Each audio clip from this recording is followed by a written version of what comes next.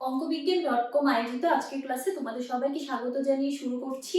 আজকে আমরা চ্যাপ্টার 6 এর সরল সহ সমীকরণ এই চ্যাপ্টারের যে বেসিক জিনিসগুলো রয়েছে সেগুলো নিয়ে আলোচনা করব।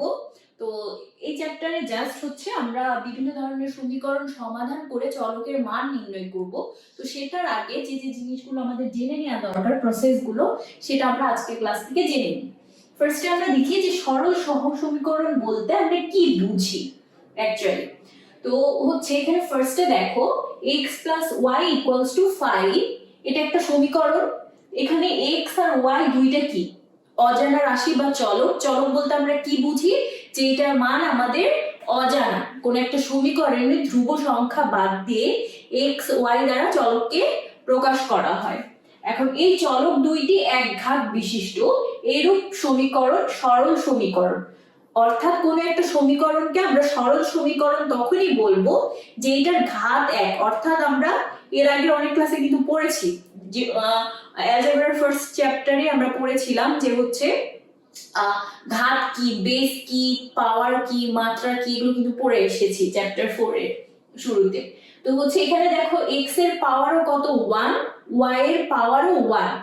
তো কোন সমীকরণে যখন চলকের সর্বোচ্চ পাওয়ার 1 হবে তখন সেই সমীকরণকে আমরা কি বলবো, একঘাত বিশিষ্ট সমীকরণ। এবং একঘাত বিশিষ্ট সকল সমীকরণকে সরল সমীকরণ বলা যায়। তাহলে আমরা ফার্স্টে দেখলাম যে x + y = 5, এখানে x y দুইটা চলক থাকছে, যে দুইটা চলকেরই ঘাত 1 এবং এই দুইটা চলক ঘাত 1 হওয়ার কারণে এই সমীকরণকে সরল সমীকরণ বলা হচ্ছে। এখন দেখো x y এর বিভিন্ন মানের জন্য এই সমীকরণটা সিদ্ধ হবে, অর্থাৎ এই সমীকরণের ভ্যালু 5 হবে। এখন এখানে দেখো কি কি দেয়া আছে, যে x = 4 y = 1 যদি হয় তখনও কিন্তু 4 + 1 5 হচ্ছে, তার মানে সমীকরণটা সত্য প্রমাণিত হচ্ছে। আবার x = 3 y = 2 যদি আমরা ধরি তখনও কিন্তু 3 + 2a = 5 হয়ে যাচ্ছে, তার মানে তখনও সত্য হচ্ছে। আবার দেখো x = 1 y = 4 যদি ধরি তখনও সমীকরণটা কি সত্য হচ্ছে, 1 + 4 = 5। তার মানে x আর y এর অনেকগুলো মানের জন্য সমীকরণটা সত্য হচ্ছে।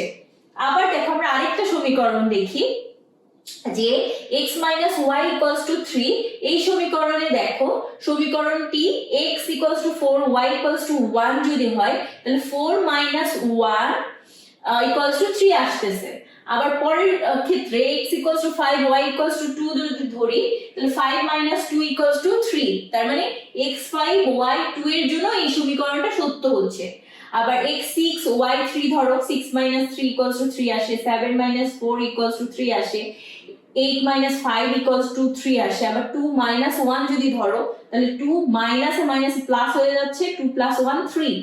আবার দেখো এরকম অসংখ্য x y এর মানের জন্য এই সমীকরণটার ভ্যালু আমি সত্য পাচ্ছি। কিন্তু আমি যদি এই দুইটা সমীকরণ যখন তুলনা করব, যে x + y = 5 আর x - y = 3,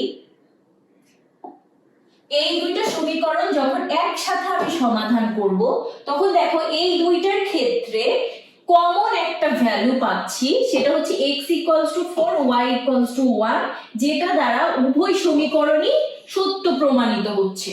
তাহলে দেখো এখানে লেখা আছে x + y = 5 এবং x - y = 3 সমীকরণ দুইটি যদি একত্রে আমি বিবেচনা করি তখন উভয় সমীকরণ হতে প্রাপ্ত যে সংখ্যা যুগল আমরা পেয়েছি সেগুলোর মধ্যে x = 4 আর y = 1 দ্বারা উভয় সমীকরণ কি একই সাথে সিদ্ধ হচ্ছে বা সত্য প্রমাণিত হচ্ছে।